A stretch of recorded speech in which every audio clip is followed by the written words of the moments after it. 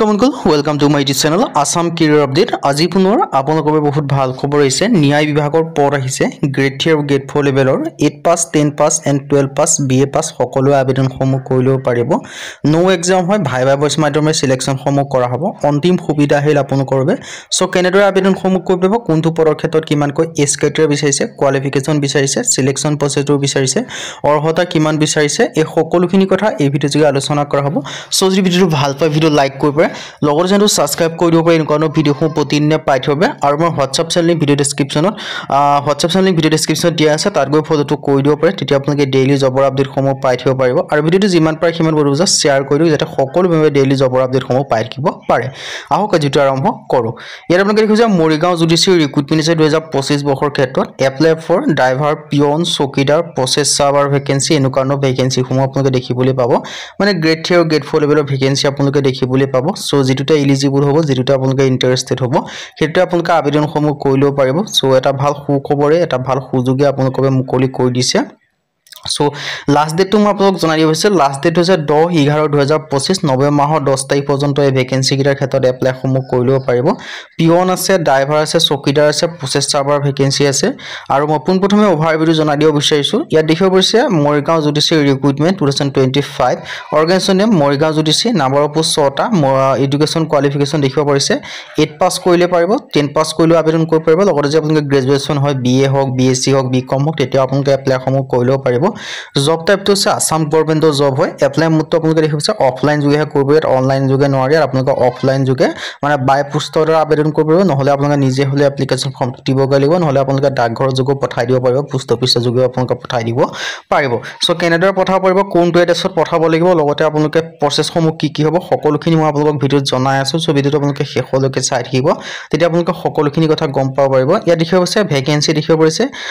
যেটো পিয়নৰ ভেকেন্সি 3টা আছে ইয়াৰ ক্ষেত্ৰত আপোনালোকৰ OBC MBC কাৰণে আছে ভেকেন্সি আনৰিজাৰ্ভ ক্যাটাগৰী ক্ষেত্ৰত আছে আনৰিজাৰ্ভ ক্যাটাগৰী ক্ষেত্ৰত যিখিনি ভেকেন্সি আছে এইখিনি ক্ষেত্ৰত সকলোৱে আবেদনসমূহ কৰিলেও পাৰিব এডুকেশ্যন কোৱালিফিকেশন মিনিমাম 8 পাস বিচাৰিছে চকীদাৰৰ ক্ষেত্ৰত এটাকৈ ভেকেন্সি আছে ইয়াৰ ক্ষেত্ৰত আপোনালোকে ধুনীয়াকৈ দেখিব আছে এডুকেশ্যন কোৱালিফিকেশন ইয়াৰ ক্ষেত্ৰত মিনিমাম 8 পাস কৰিলে আবেদনসমূহ কৰিব পাৰিব আৰু এইবিলাকত কোনো এক্সাম নহয় ডাইৰেক্ট আপোনালোকৰ ভাইভা ভইচ হ'ব ভাইভা ভইচ যদি আপোনালোকে পাস কৰে ফাইনেল সিলেকশন সমূহ লাভ কৰিব পাৰিব ড্ৰাইভাৰ ক্ষেত্ৰত এটাকৈ ভেকেন্সি আছে So vacancy kin dekhibo parise education qualification দেখিব পাৰিছে SSLC পাস কৰিলে হ'ল মেট্ৰিক পাস যদি কৰিছে তেতিয়া আবেদনসমূহ কৰিলেও পাৰিব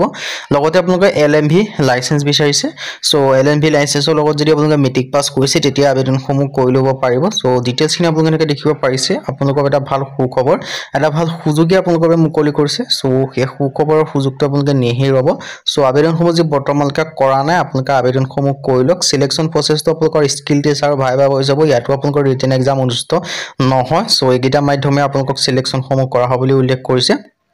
প্ৰসেছ সাৰ্ভাৰৰ ক্ষেত্ৰত এটাকৈ ভেকেন্সি যদি গ্ৰেড 3 লেভেলৰ ভেকেন্সি হয় ইয়াৰ ক্ষেত্ৰত কিন্তু আপোনালোকে গ্ৰেজুৱেচন পাস কৰিব লাগিব BA BSc BCom কিন্তু গ্ৰেড 3 লেভেলৰ যেহেতু ভেকেন্সি হয় তাৰ ক্ষেত্ৰত আপোনালোকৰ বিচাৰিছে ৰিটেন টেষ্ট হ'ব লাগিব আৰু লগতে অফিচিয়েল লেংগুৱেজটো আপোনালোকে অসমীয়াতে জানিব লাগিব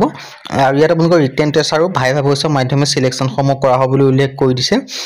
সো যদি এলিজিবল হয় ইন্টাৰেস্টেড হয় আপোনালোকে আবেদনসমূহ কৰি ল'ব পাৰিব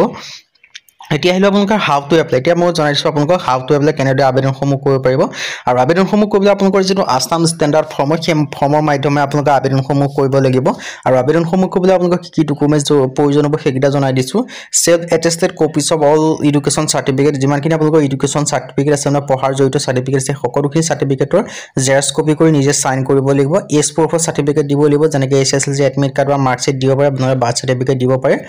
তাৰপা যদি আপোনালোকৰ কাষ্ট সাৰ্টিফিকেট আছে কাষ্ট সাৰ্টিফিকেট যদি নাই দিব নালাগে এক্সপেৰিয়েন্স সাৰ্টিফিকেট যদি আছে দিব যদি নাই নালাগে কেৰেক্টাৰ সাৰ্টিফিকেট আছে যদি দিব যদি নাই নালাগে copy of employment exchange registration card এখনটো দিব লাগিবই লগতে 3 কপি ৰিসেন্ট পাসপোৰ্ট সাইজ দিব লাগিব আৰু লগতে সেই গটেখিনি ভালদৰে ফৰ্মটো ফিল আপ কৰি লগত জেৰক্স কৰি গাঠি পলে আপোনালোকে এনভেলপত সোমাই বাই পোষ্টৰ এই যেটো এড্ৰেছ দেখিব পাইছে office of the district session জজ Morigaon VIP road opposite DC office Morigaon Assam 782105 এই এড্ৰেছটো আপোনালোকে ডাকঘৰ যোগে পঠাই দিব পাৰিব নাইবা নিজে হলো বাই পোষ্ট ইন পাৰসন গৈ আপোনালোকে দি থৈ আহিব ড্ৰপ বক্সত থৈ আহিলে হ'ল